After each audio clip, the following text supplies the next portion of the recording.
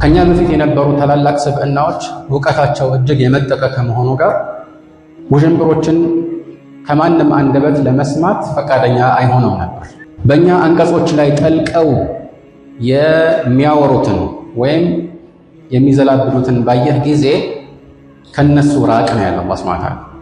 ከነሱ ጋር ገብተህ ዝም ብለህ ክርክር ግጠም አይደለም ያለው። መልእክተኛው ዓለይሂ ሰላቱ ወሰላም ደጃል እንደሚመጣ ከተናገሩ በኋላ ስለሱ የሰማ ካለ መቼም ግልጽ ነው አላህ እንደዚህ ፍጡር የሚመስል ስላልሆነ አይጠፋችሁም አላሉ። መን ሰሚዐ ቢሂ ፈልየንአ ዐንሁ አሉ። ስለሱ የሰማ ከሱ ይራቅ ነው ያሉት። እንደ ምሳሌ ዑመር ብኑ አልኸጣብ ረዲየላሁ ተዓላ ዐንሁ በተለያዩ ቦታዎች እየተዘዋወረ ሰዎችን ስለ አንዳንድ የቁርአን አንቀጾች አጠራጣሪ ጥያቄዎችን የሚጠይቅ አንድ ሰቢግ ብን ዒስር የተባለ ግለሰብ እንዳለ ሰሙ። አላህ በእጃቸው እንዲያስገባላቸው ዱዓ ያደረጉና ከዛ እንደዚሁ አላህ በእጃቸው አስገባላቸው። ይህንን ሲያደርግ ወይም ወደ እሳቸው ሲመጣና በእጃቸው ሲገባ የውይይት በር አልከፈቱለት። በተምር ልጥ ጭንቅላቱን ደብድበው እስኪ ደማ ፊቱ ላይ ደሙ እስኪፈስ ድረስ አልተውትም።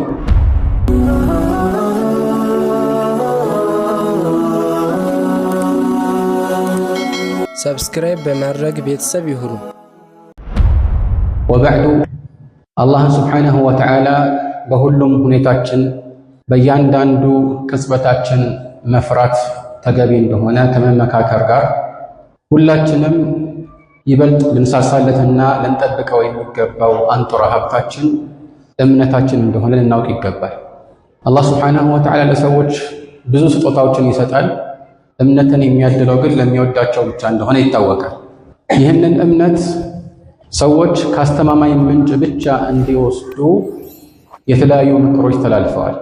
በተለይ ደግሞ በኢስላም የእውቀት ዘርፎች እጅግ ብዙና ቅርንጫፎቻቸው የበዙ ከመሆናቸው አንጻር በሁሉም ርዕሶች ላይ በተቻለ አቅም የእውቀት ባለቤት የሆነ ማስረጃዎችን አጣርቶ አቋሙን በእነዚህ ላይ ሊገነባ ይገባል። የእውቀት ባለቤት ያልሆነ ደግሞ ይበልጥ የሚተማመንባቸውን አዋቂዎች ሊከተል የግድ ነው። አላህ በቁርአኑ ፈስአሉ አህለ ዚክሪ ኢን ኩንቱም ላ ተዕለሙን ይላል። የማታውቁ ብትሆኑ የዚክር ባለቤቶችን ጠይቁ። የማያውቁ ሰዎች ዓሊሞችን ሲከተሉ ዓሊሞች የአላህን ሕግ እና ድንጋጌ ያሳውቁናል በሚል ጥሩ መነሻና እሳቤ ብቻ መሆን እንዳለበት የታወቀ። ከዚህ ውጭ ግን አንድን ሌላን ግለሰብ ዕውቀቱ ምንም ያህል የበዛ ስብዕናው የጠራ ቢሆን እንኳን የሚናገረው ነገር ከአላህ ሕግ ጋር ይግጠምም አይግጠም በጭፍን ለመከተል ማሰብ በኢስላም የተከለከለ ጭፍንተኝነት ነው። ስለሆነም በእውቀት ብዙ ያልገፋ አንድ ተራ ሙስሊም ማንን አምኖ መቀበል እንዳለበት ከወዲሁ ሊያስብ ይገባል። አልኢማም ሙስሊም በሰሒሕ መጽሐፋቸው መግቢያ ላይ በትክክለኛ ሰነድ እንዳስተላለፉት ሙሐመድ ብን ሲሪን የተባሉት ታላቁ ታቢዒ ኢነ ሃዘል ዒልመ ዲኑን ፈንዙሩ ዐመን ተእኹዙነ ዲነኩም ብለዋል። ይህ እውቀት ዲን ማለት ነው። ስለዚህ ዲናችሁን ከማን እንደምትወስዱ ተመልከቱ አሉ። በእያንዳንዱ ርዕስ ላይ አንድ ሰው የሚጠይቀው እውቀቱን የሚወስደው ይበልጥ ከሚተማመንበት ሰው ከሆነ ወደ አላህ ያቀርበኛል ወይም የአላህን ሕግ ይበልጥ ስለሚያውቅና ያንን ደግሞ ሳይቀይር ስሜቱን ሳይቀላቅል በቀጥታ ያስተላልፍልኛል ብሎ የሚያስበውን ግለሰብ መከተሉ አላህ ዘንድ ከተጠያቂነት ነፃ ሊያወጣው ይችላል። ካልሆነ ግን አላፊ አግዳሚውን የሚጠይቅ በተለያዩ ማህበራዊ ሚዲያዎች ላይ የሚሰማቸውን ሁሉ በጭፍን የሚከተል ከሆነ አላህ ዘንድ ተቀባይነት ያለው ምክንያት የለው። ለዚህም ነው ከኛ በፊት የነበሩ ታላላቅ ትውልዶች በዲናቸው ላይ ውዥንብር እንዳይፈጠር ጥረት ያደርጉ የነበረው። በዚህም የተነሳ በኢስላም አዳዲስ ፈሊጥ የሚያራምዱ ሰርጎ ገቦችን በተቻለ አቅም ሰዎች እንዲያኮርፏቸውና እንዲያገሏቸው ግፊት ያደርጉ ነበር። ሰዎችን በዚህ መልኩ ማግለል ወይም ማኩረፍ በቅንፍ ውስጥ ሀጅር በጥቅሉ በሁለት ዓላማዎች ላይ የተመሰረተ ሊሆን ይችላል። አንደኛው እነዚህን ሰዎች ጥፋታቸውን አምነው እንዲጸጸቱ ግፊት ለማሳደር ወይም ለሌላም መቀጣጫ እንዲሆኑ ለማድረግ ነው። ይህ እንግዲህ እንደ ጥቅሙና እንደ ጉዳቱ የሚወሰን መሆኑ ይታወቃል። ሙስሊሞች የበላይ በሆኑበትና ሱና የተሰራጨ በሆነበት አካባቢ ጥፋተኞችን ማክረፍ በእነሱም ይሁን በሌሎች ላይ አዎንታዊ ተጽዕኖ ሊያሳድር ይችላል። ነገር ግን ይህ ባልሆነበት አጋጣሚ ሁሉ ይህንን ማድረግ ከጥቅሙ ጉዳቱ ሊያመዝን ስለሚችል ጥንቃቄ ያሻዋል።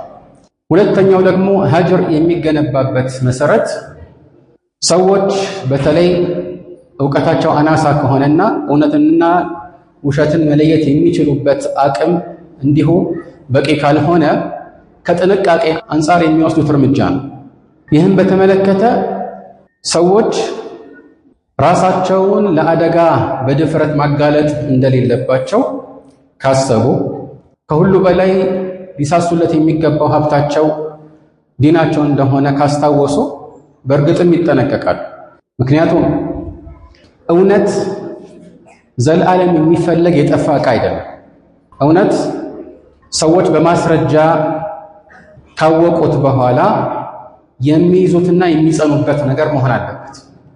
መልእክተኛው ዓለይሂ ሰላቱ ወሰላም ቁል ሊ ፊል ኢስላሚ ቀውለን ላ አስአሉ ዐንሁ አሐደን በዕደክ ተብለው ሲጠየቁ ከአንተ በኋላ ማንንም መጠየቅ የማያስፈልገኝ የሆነን አንድን ንግግር በኢስላም ውስጥ ንገረኝ ወይም መከረኝ ብሎ አንድ ሰሓቢ ሲጠይቃቸው ቁል አመንቱ ቢላሂ ثم استقم አሉት። በአላህ አምኛለሁ በል ከዚያም በዚያ ላይ ጽና አሉት እንጂ ከዛ በኋላ እስቲ ያንን ነገር በደንብ ለማጣራት ከሰዎች ጋር ተወያይ አላሉት። ምክንያቱም እውነት በማያወላዳ ማስረጃ ላይ ከተመሰረተ በኋላ ከዚያ በኋላ እንደ አዲስ እውነትነቱን ማጣራት ያስፈልጋል። አዎ ይህ ሲባል ሰዎች ገና በመሰረቱ እምነታቸውን ወይም ሐሳባቸውን የገነቡበት መነሻ ትክክለኛ ካልሆነ ማስረጃ ሲቀርብላቸው የመቀበል ግዴታ አለባቸው። ነገር ግን ይህ የሚቀርብላቸው ማስረጃ አሳማኝ መሆን አለበት። በዚህም ረገድ ልናውቃቸው ከሚገቡ ለሁሉም ለግንዛቤ ቅርብ ከሆኑ መርሆች መካከል አንደኛ የቁርአንና የሐዲስ መልእክቶችን ጉልህ ትርጓሜ መቀበል ተገቢ መሆኑ። ቀጥተኛና ጉልህ መልእክትን በመሰረቱ መቀበል አለበት። አንድ ማስረጃ በዑለማዎች አጠራር ምንም አይነት ሌላ መልእክትን የማያስተላልፍ በአንድ መልእክት ላይ ብቻ የተቋጠረና የተቋጨ ከሆነ ነስ ይባላል። ይህ ምናልባት ከጊዜ በኋላ የተሻረ የሸሪዓ ሕግ እስካልሆነ ድረስ ይህንን የሚያሳይ ማስረጃ እስከሌለ ድረስ መቀበሉና ተግባራዊ ማድረጉ ግዴታ ስለመሆኑ ዑለማዎች ይስማማሉ። እንግዲህ እምነት ነክ ጉዳዮች የሚሻሩ እንዳልሆኑ ግልጽ ነው። ከዚህ ዝቅ ብሎ ምናልባት ከአንድ በላይ መልእክትን የሚያስተናግድ ቢሆንና ነገር ግን በዋነኝነት ጎልቶ የሚወጣው ዋነኛው መልእክት ካገባቡ አንጻር ቅድሚያ ወደ አእምሮ የሚሰርጸው መልእክት ግልጽ እስከሆነ ድረስ ቅድሚያ ይህንን መስጠት ለዚህ እጅ መስጠትና ይህንን መከተልም ግዴታ ስለመሆኑ በጥቅሉ ዑለማዎች ተስማምተዋል። ይህንን ዛሂር ይሉታል፣ የጎላ መልእክት ማለት ነው። ይህ በዋነኝነት ጎልቶ የሚንጸባረቀው መልእክት እንዳልተፈለገ የሚያሳይ ሌላ ጠንካራ ማስረጃ እስከሌለ ድረስ ይህንን መከተል ተገቢ ነው። በዚህ ላይ ደግሞ እንደዚህ ከአንድ በላይ ምናልባት መልእክት የሚያስተናግዱ ሆነው ግን አንዱ ይበልጥ የጎላ መልእክት ከሆነ እንደዚህ አይነት ደግሞ አገባቦች አንድ ቦታ ብቻ ሳይሆን በተለያዩ የቁርአንና የሐዲስ አስረጆች በዚህም የሰሐቦች ንግግሮች ላይ ከተደጋገሙ ይህ በፍጹም ሌላ ዘይቤያዊ ትርጓሜን የማያስተናግድ ስለመሆኑ ግልጽ ነው። ስለዚህ በእያንዳንዱ ነገር ላይ እንዲሁ ጥርጣሬን ለማንሳት ለፈለገ ሰው ሁሉ ጆሮ መስጠት ተገቢ አይደለም ማለት ነው። ምክንያቱም አንድ ሰው የትኛውንም አይነት እውነታ ወይም ማስረጃ በሆነ መልኩ የማጠራጠሪያ መጠይቅ በማቅረብ የተወሰኑ ሰዎችን ማሳሳት አይሳለም። ነጩን ጥቁር እንዲሉ ለማድረግ ወይም ቀለም አልባ እንደሆነ ለማሳመን አፈቀላጤ መሆን ብቻ የሚጠበቅበት ብዙ ሰው አለ። ማንኛውም ተጣሪ ሰሚን አያጣም፣ ተከታይንም አያጣም። ስለዚህ ዋናው ቁም ነገሩ አሳማኝ ነገር ይዞ መምጣት ሳይሆን የመጀመሪያው የጥንቱ የጠዋቱ እውነት የቱ ነው የሚለው ልብ እንበል። እውነት ከሐሰት የሚለየው ቀዳሚ በመሆኑ ነው። ዑመር ብን አልኸጣብ ለአቡ ሙሳ አልአሽዓሪ በጻፉት አንድ ጽሑፍ ላይ ፈኢነ አልሐቀ ቀዲም ይላሉ። ሐቅ ወይም እውነት እኮ ቀዳሚ ነው ይላሉ። ያ ማለት መጀመሪያ የነበረው እሱ ነው። ውሸት ከጊዜ በኋላ የመጣ ነው። ይህንን ለማረጋገጥ የፈለገ መልእክተኛው ዓለይሂ ሰላቱ ወሰላም ከአላህ ዘንድ ተቀብለው ያስተላለፉት እውነት ምን እንደሚመስል ለማወቅ ቀደምት መጽሐፍትን ማገላበጥ ብቻ ይጠበቅበታል። ለማወቅ የሚፈልግ ሰው የሚጠበቅበት ይህ ብቻ ነው። አልሐምዱሊላህ በድሮም ጊዜ ዘገባዎችን በሰነድ የሚያስተላልፉ በርካታ መጽሐፍት ተጽፈዋል። አብዛኛዎቹ ዛሬም እኛ ዘንድ አሉ። በሰሐቦች ጊዜ ከዚያም በኋላ በነበሩት ምርጥ ትውልዶች የበላይ የነበረው ትክክለኛው እምነት ምን እንደሆነ እነኚህን መጽሐፍት ያገላበጠ ሁሉ አያጣም። ግን ከጊዜ በኋላ ሐቁ ቀዳሚ ከመሆኑ ጋር የመጡ ውዥንብሮችን እንደ ማስረጃ መቁጠር አላዋቂነት። ምክንያቱም ማስረጃና ውዥንብር ይለያያል። ማስረጃን አንድ ሰው በቅንነት ከተመለከተ በቀጥታ እውነቱን ይረዳል። ውዥንብር ግን የታመነበትን ነገር ለማጠራጠር የሚውል ሰዎች ማስረጃን ከቁርአን ከሐዲስ ሲያጣቅሱ የቀደምት ትውልዶችን ሙሉ ስምምነት ሲያስተላልፉ፣ በተቃራኒው ደግሞ ይህንን ለመጋፋት ይህ ከሆነማ እንዲህ ይሆናል እና ከሌም እኮ እንዲህ ብለዋል እያሉ የተወሰኑ ውዥንብሮችን መፍጠር ዕውቀት አይደለም። ይሄ ውዥንብር ነው። የሁለቱን ልዩነት ማወቅ ያስፈልጋል። ለዚህ ነው አላህ ሱብሓነሁ ወተዓላ ሰዎች መልእክተኛው ይዘውት የመጡትን እውነታ እንዲረዱ የጠቆመበት ትልቅ መንገድ በሆነ ባልሆነው እየተሰባሰቡ እንዲከራከሩ አይደለም። አሁን አስፈላጊ ሲሆን መስፈርቶች ሲሟሉ አዋቂዎች ይህንን ሊፈጽሙት ይችላሉ። አላህ በቁርአኑ ላይ ውድዑ ኢላ ሰቢሊ ረቢከ ቢልሕክመቲ ወልመውዒዘቲ ልሐሰነህ ወጃዲልሁም ቢለቲ ሂየ አሕሰን ይላል። ወደ ጌታህ መንገድ በጥበብ ተጣራ ይላል። እንደዚሁም መልካም በሆነች ግሳጼ ካለ በኋላ ይበልጥ የተሻለች በሆነችዋ መንገድ ተከራከራቸው ይላል። ያማረና የተሻለ በሆነ መንገድ ማለት ነው። በዋነኝነት ይህ የሚመሰረተው በእውቀት ላይ። ነገር ግን አንዳንዶች ደግሞ እውነታው ግልጽ ከሆነና የበላይነቱ ከተረጋገጠ፣ ማስረጃዎቹ ምንም አይነት ውዥንብሮችን የማያስተናግዱ መሆናቸው ከተረጋገጠ በኋላ ሁሌም በማያልቅ መልኩ በዚህ ርዕስ ላይ ክርክርን የሚሹ ከሆነ ለነዚህ የሚገባው ምላሽ ክርክር አይደለም። እንዲያውም በዋነኝነት ምክር የሚገባቸው ሊሆኑ ይችላሉ። ስሜተኝነት የተጠናወተው ሰው ምክር ይበልጥ ሊገስጸው ይችላል። ለማንኛውም አላህ ሱብሓነሁ ወተዓላ ሰዎች መልእክተኛውን እውነታ እንዲረዱ ጥሪ ያቀረበበትን መንገድ እናስተውል። ቃለ ሱብሓነሁ ቁል ኢነማ አዒዙኩም ቢዋሒዳ አን ተቁሙ ሊላሂ መስና ወፉራዳ ሱመ ተተፈከሩ ማ ቢሳሒቢኩም ሚን ጂንና። እኔ በአንዲት ምክር ብቻ ነው የሚመክራችሁ በላቸው ይላል። ያኒ ከዚህ ውጭ ሌላ ምክር አልመክራችሁም ማለት ነው። አንዲት ምክር ትበቃለች። ኢነማ አዒዙኩም ቢዋሒዳ ቢከሊመትን ዋሒዳ አው ቢቀድየትን ዋሒዳ ቢመውዒዘትን ዋሒዳ። ሁሉም ተፍሲር አለ ነው፣ ግን ይዘቱ ተመሳሳይ ነው። በአንድ ነገር ነው የምመክራችሁ በላቸው። ምንድን ነው ይሄ? አን ተቁሙ ሊላሂ መስና ወፉራዳ፣ ሁለት ሁለት ሆናችሁ ወይም ለየብቻ እንድትቆሙና እንድታስተውሉ ነው። ثم ተተፈከሩ። የተለያዩ የተፍሲር ሊቃውንት እዚህ ላይ የሚያነሱት ቁም ነገር አለ። ለምንድን ነው አላህ ሱብሓነሁ ወተዓላ ሁለት ሁለት ሆናችሁ ወይም ለየብቻ ቆማችሁ ያለ? አንድ ላይ ተሰባስባችሁ ተወያይታችሁ ለምን አለ? ምክንያቱም ከብዙ ክርክሮች ይልቅ ሰዎችን ወደ እውነት የሚመራውና የሚገዛው አስተውሎትና ቅንነት ስለሆነ በቅንነት እውነታውን ለመረዳት የቁርአንና የሐዲስን አስረጆች ያየ ሰው ይህ በቂ ነው። ምናልባት ያልገባው ነገር ካለ ደግሞ ከሌላ ሰው ጋር ሆኖ ሌላ ታዳሚ ሳይኖር ለብቻቸው ቢወያዩ፣ ይህም ደግሞ በቅንነት ላይ የተመሰረተ ከሆነ አንዱ ያላወቀውን ሌላው ሊጠቆመው ስለሚችል ወደ እውነታው ለመድረስ ይበልጥ ያስችላቸዋል። መስና የተባለው ለዚህ ነው። ከዚያ በላይ ቁጥር አልተጠቀሰም። ስለዚህ ይህ ነው እውነተኛው ሰዎች ሊዘልቁት የሚገባው ጎዳና። ከሁሉ በፊት ሰዎች በሆነ ርዕስ ላይ አቋማቸውን ከማስረጽ በፊት ቅንነት በልባቸው ካልሰረጸ ወደ እውነት የመመረታቸው እድል እጅግ አናሳ ስለሚሆን አላህ ሱብሓነሁ ወተዓላ ሁላችንንም ወደ እውነታው ይምራን። አቁሉ ማ ተስሚዑን ወአስተግፊሩላህ ሊ ወለኩም ፈስተግፊሩህ። አልሐምዱሊላሂ ረቢል ዓለሚን ወቢሂ ነስተዒን ወኑሰሊ ወኑሰሊሙ ዐላ አሽረፊል አንቢያኢ ወልሙርሰሊን ወአሊሂ ወአስሓቢሂ አጅመዒን። አማ በዕዱ፣ ከኛ በፊት የነበሩ ታላላቅ ስብዕናዎች እውቀታቸው እጅግ የመጠቀ ከመሆኑ ጋር ውዥንብሮችን ከማንም አንደበት ለመስማት ፈቃደኛ አይሆንም ነበር። ይህንን ደግሞ ከመሰረቱባቸው ማስረጃዎች መካከል አንዱ አላህ በቁርአኑ ወኢዛ ረአይተ አለዚነ የኹዱነ ፊ አያቲና ፈአዕሪድ ዐንሁም ሐታ የኹዱ ፊ ሐዲሲን ገይሪህ ወኢማ ዩንሲየነከ ሸይጣኑ ፈላ ተቅዑድ በዕደ ዚክራ መዐል ቀውሚ ዛሊሚን ይላል። በእኛ አንቀጾች ላይ ጠልቀው የሚያወሩትን ወይም የሚዘላብዱትን ባየህ ጊዜ ከነሱ ራቅ ነው ያለው አላህ ሱብሓነሁ ወተዓላ። ከነሱ ጋር ገብተህ ዝም ብለህ ክርክር ግጠም አይደለም ያለው።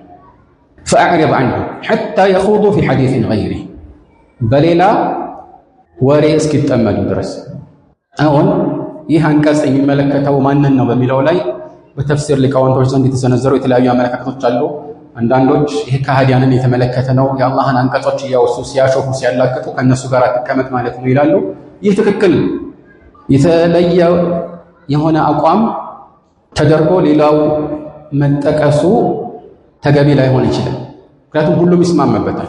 ነገር ግን የተወሰኑ የኢስላም ሊቃውንት አህሉል አህዋ ወይም ስሜታቸውን የሚከተሉ የቢድዓ አራማጆች ይፈለጉበታል ሲሉ ወይ በቀጥታ እነሱ እዚህ ውስጥ ይካተታሉ ወይ በተዘዋዋሪ ይካተታሉ ማለታቸው።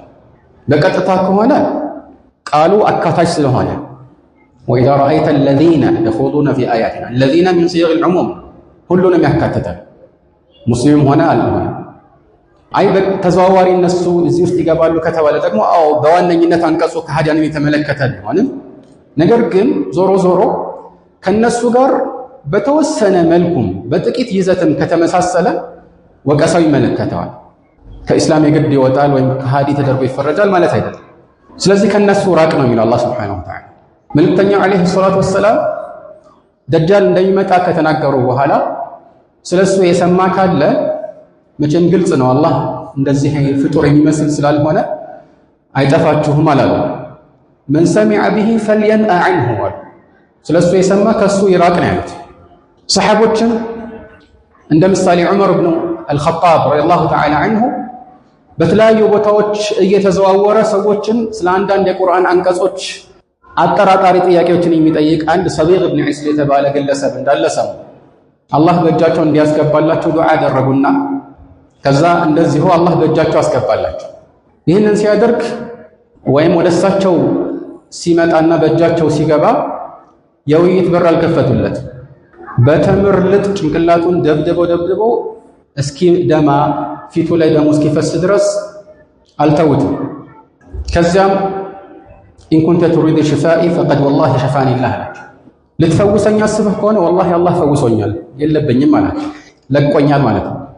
ወኢን ኩንተ ቱሪዱ ቀትሊ ፈአሕሲን ቀትሊ አው ከማ ቃል፣ ልትገድለኝ ከፈለክ ደግሞ ሌላ የተሻለ ያማረ አገዳደል ግደልኝ አላቸው።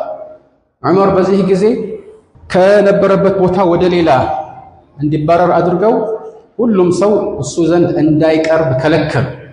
መጨረሻ ላይ ከጊዜ በኋላ ተውበት አድርጓል፣ ከሁኔታው ጥፋቱን እንዳመነና እንደተስተካከለ ያስታውቃል ሲባሉ ነው የፈቀዱለት።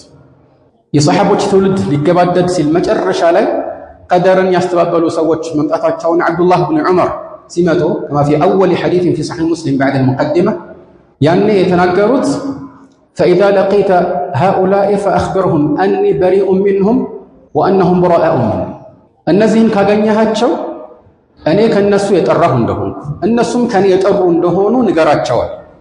ማግኘትም አልፈልግም ማለታቸው። አብዱላህ ብን ዓባስ በተመሳሳይ መልኩ ስለ እነዚህ ሰዎች ተናግረዋል። እንዲያውም የእሳቸው ይባሳል። ሌላ ጊዜ ደግሞ ምን ብለዋል? ላ ቱጃሊሱ አህለል አህዋ ፈኢነ ሙጃለሰተሁም ሙምሪደቱን ሊልቁሉብ ይላል። ከስሜት ባለቤቶች ጋር አብራቸው ትቀመጡ፣ ከእነሱ ጋር መቀማመጥ ልብን ያሳምማል፣ ልብን ያቆሽሻል፣ ውጅንብር ማንሳታቸው ስለማይቀር ማለት ነው። ቅድም የጠቀስናቸው ሙሐመድ ብን ሲሪን አንድ የቢድዓ ሰው መጥተው አንድ አንቀጽ ብቻ ላንብብልህ ሲላቸው ግማሽም ቢሆን አታንብብልኝ ብለው ጆሮአቸውን ይዙ ነበር። እንደዚሁ አቡ ቂላባ ምን ይላሉ? ላ ቱጃሊሱ አህለል አህዋ ፈኢነኩም ኢን ለም ተድኹሉ ፊማ ደኸሉ ፊህ ለበሱ ዐለይኩም ማ ተዕሪፉን። ከቢድዓ ሰዎች ጋር አብራችሁ አትቀመጡ፣ ምክንያቱም እነሱ የገቡበት ውስጥ ባትገቡ እንኳን የምታውቁትን ያምታቱባችኋል፣ የምታውቁትን እንድትጠራጠሩ በሚያደርግ መልኩ ያደነባብሯችኋል ማለት ነው።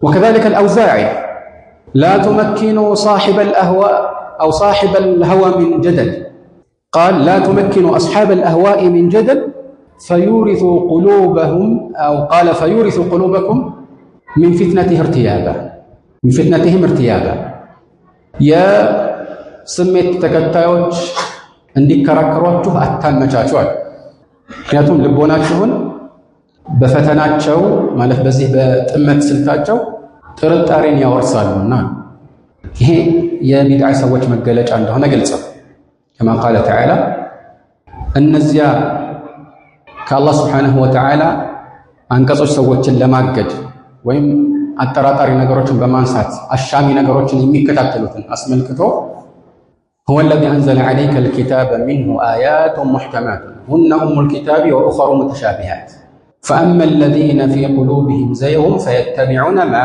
تشابه منه ابتغاء الفتنة وابتغاء تأويله بلباتشو بشتا وإن متفوز البالي يالو كهونو يتمثلون الشامي بلو يمياسبوتن بتشانا ميكتاتلت قرآن استدقمو من البات الشامي يميبالو አንቀጾች እንደማስረጃ ሲቀርቡ አሻሚ እንዳልሆነ ወደ ተከክለኛው መልእክት መልሶ መፈሰር እንደሚቻል የሚያሳዩ ሙህከም የሆኑ ሌሎች ግልጽ አንቀጾች ግን እነዚህ የሚከታተሉት አንጻራዊ በሆነ መልኩ አሻሚ የሆኑትን ነው በእርግጥ ይሄንን ወይም ሙተሻቢህ የሚባለውን የተወሰኑ እስላም ሊቃውንት አንጻራዊ ነው ብለው ለአንድ ሰው አሻሚ የሆነው ሌላ ሰው አሻሚ ይሆናል ማለት አይደለም ፊትናና የዚህን የመጨረሻ ውጤት ፈልገው እነዚህን አንቀጾች ይከታተላሉ في صحيحين حديث عائشة ملكتني عليه الصلاة والسلام انتهينا توجلنا انقدي فإذا رأيتم الذين يتبعون ما تشابه منه فأولئك الذين سمى الله فاحذروهم بالعلم انتهينا تشنون يمكتاتلوا تنكاياتشو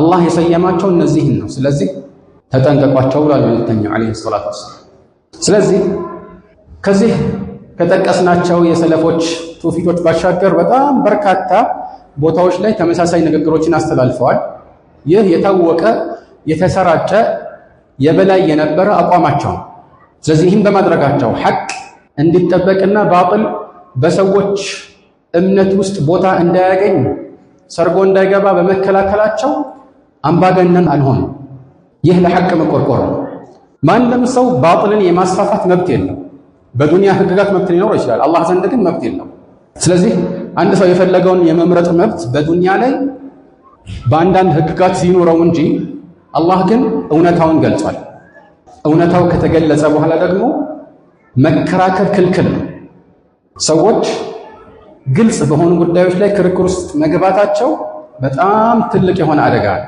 አላህ እነዛ የኪታብ ባለቤቶችን አህለል ኪታብን ከወቀሰባቸው ነገሮች አንዱ ይህ ነው وما اختلف الذين اوتوا الكتاب الا من بعد ما جاءهم العلم بغيا بينهم እነዚህ የመጽሐፍት ባለቤቶች ዕውቀት ግልጽ በሆነ መልኩ ከመጣላቸው በኋላ በድንበር ማለፍ እንጂ አልተለያዩም ይላል ዕውቀት ከመጣ እጅ መስጠት حتى ሰሃቦችን አላህ Subhanahu Wa Ta'ala በበድር ጦርነት ላይ ግልጽ የሆነ መመሪያ ከተላለፈላቸው በኋላ እንሳተፍ የሚለው ላይ በውይይት ውስጥ በመግባታቸው እኮ ነው አላህ የወቀሳቸው يجادلونك في الحق بعدما تبين كأنما يساقون إلى الموت وهم ينظرون ግልጽ ከሆነ በኋላ በሐቅ ላይ ይከራከራሉ ስለዚህ ግልጽ የሆኑ ነገሮች በቁርአንና በሐዲስ በቀደምት የእስላም ሊቃውንት ስምምነት የተቋጩ እስከሆነ ድረስ ያልገባው እንዲጠይቅ ሊመቻች ይችላል ወይም አስቸጋሪ የሆነ ሰው ጀንበር ሲነዛ ለዚያ ምላሽ ሊሰጥ ይችላል ግን ሁሉም ዘንድ ያው እውነት አይጠፋም ሁሉም ዘንድ የራሱ አመለካከት ስላለ ሐቅ በሆነ መልኩ የተገደበ ሳይሆን ከሰውየው እምነት አንፃር የሚለካ እንደሆነ ማሰብ አደገኛ ነው እንደዛ አይደለም ሐቅ አንዳንድ ቀደምት ሰዎች የሆነ ጥረትን ያደረገ እውነትን ለመግጠም የተጣጣረ ሁሉ ሐቅን ገጥሟል የሚል ፈሊጥ ሲያመጡ ብዙ ምላሽ ተሰጥቶባቸዋል ሁሉ ሙጅተሂድን ሙሲባ ይህ ገለጻ እውነት የሚሆንበት ትርጓሜ አለ ማለት ሙሲቡን في اجتهاده في كونه اجتهاد ማለት ነው اجتهاد ማድረጉ ትክክል ማለትም ጥረት ማድረግ ተገቢ ነው ማለት ነው ይሄ ነው እንጂ በየትኛውም ትልቅም ይሁን ትንሽ መሰረታዊ ይሁን ቅርንጫፋዊ ርዕስ ላይ ከሐቅ የወጣ መንገድ ሁሌም ስህተት ነው اجتهاد ቢያደርግም ማለት ነው ولذلك ተቀደምት ንግግሮች መካከል አንዱ القول بأن كل مجتهد مصيب أوله سفسطة وآخره زندقة ይላል። ሁሉም ሰው ጥረት እስካደረገ ድረስ ያው ሐቅ ነው። ከሱ እይታ አንፃር እንደሚገነባ አስበው ማለት ነው። እውነቱ የሚለካው ከሰውየው እምነትና እሳቤ አንፃር እንደሆነ አስበው ይህን መናገራቸው ጅማሮ ሰፍሰጣ ነው፣ እንዲሁ ማምታቻ ብቻ ነው፣ መሰረት የሌለው ዝም ብሎ የተምታታ ሐሳብ ማለት ነው። መጨረሻውስ ዘንደቃ ከእስላም መውጣት ነው። ምንጩ እንደዛ ነው የሚሆነው። ወለዛሊክ አንዳንዶች ሐታ በሌላ እምነት ነው ያሉ ሰዎችም እውነት መስሏቸው ኢጅቲሃድ እስካደረገው ድረስ ያው ሐቅ ላይ ናቸው ብለው እስከማሰብ ደርሰው ነበር የሆነ ጊዜ። ወይም እንዲህ ያሉ ጥቂት ሰዎች አሉ። ግን እንደዛ አይደለም። መልእክተኛው ዓለይሂ ሰላቱ ወሰላም ኢጅቲሃድ ያደረገን ሁሉ እውነት ነው አላሉ።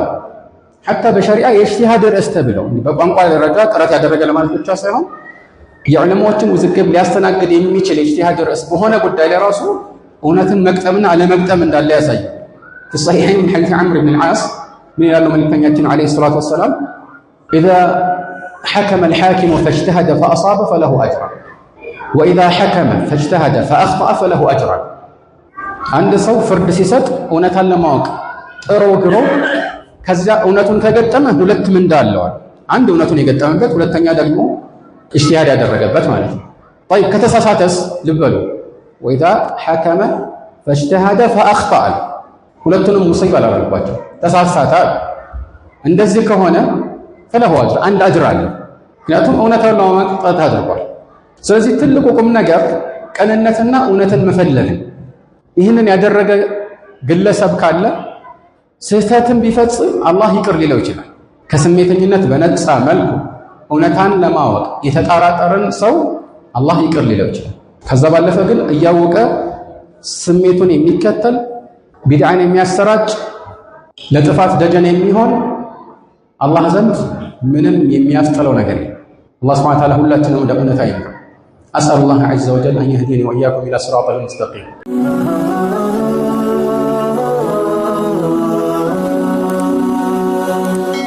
ሰብስክራይብ በማድረግ ቤተሰብ ይሁኑ።